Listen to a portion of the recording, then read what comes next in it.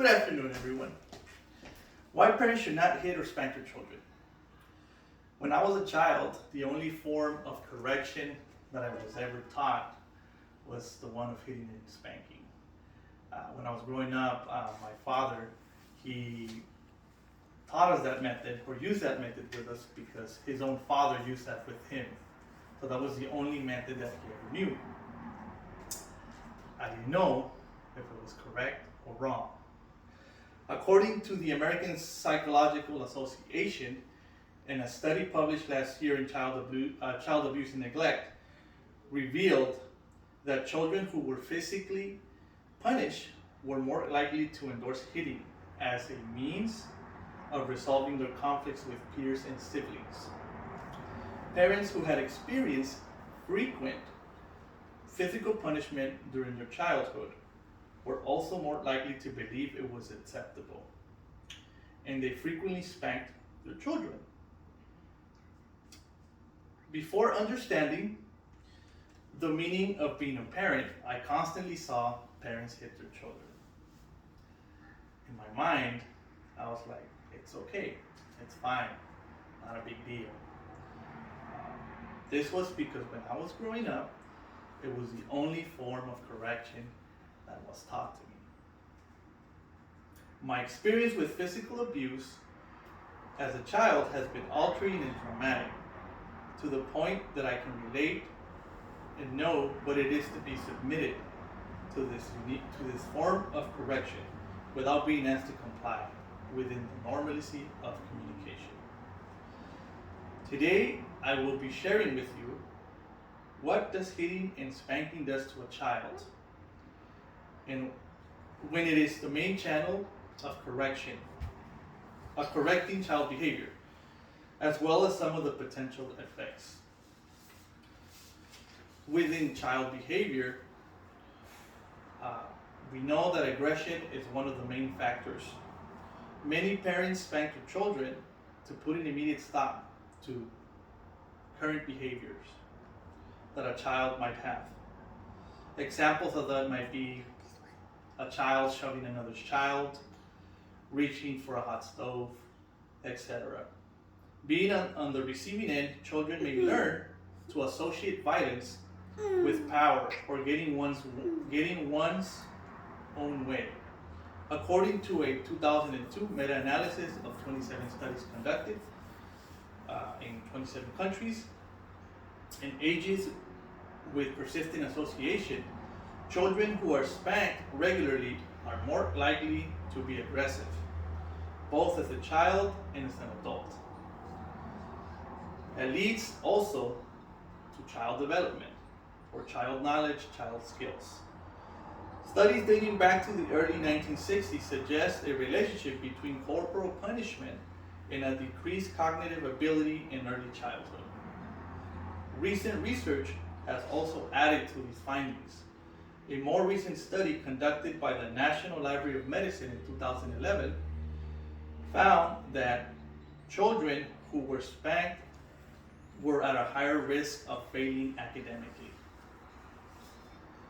Using physical enforcement creates evident changes in child behavior and child skills, which are also essentially connected to mental health issues and lack of establishing positive relationships.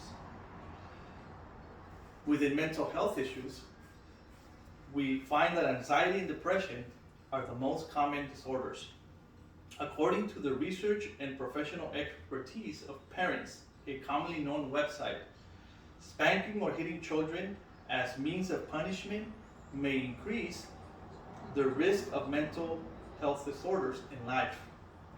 A new study finds that among 2 to 7% of cases of mental health disorders include depression, anxiety disorder, and paranoia. These are attributed due to physical punishment, which leads us to the poor parent-child relationship. Parents who use spanking are less likely to have good quality of relationship with the child or the children. Children might begin to fear their parents and they won't open up to avoid any form of communication, and lastly, physical punishment. Mental health issues and broken parent-child engagement are consequences that are associated with hitting and spanking. That can lead a child to think that violence is acceptable and develop an ongoing pattern of bullying others. Within the concept of bullying, a child might think that hitting another child is acceptable because that is what the parents are actually teaching the child. According to Dr. Cummings of Psychology Today, when a parent tries to get children to behave better by hitting them, the parent is telling them that it's okay to use that form of correction on other people or other children.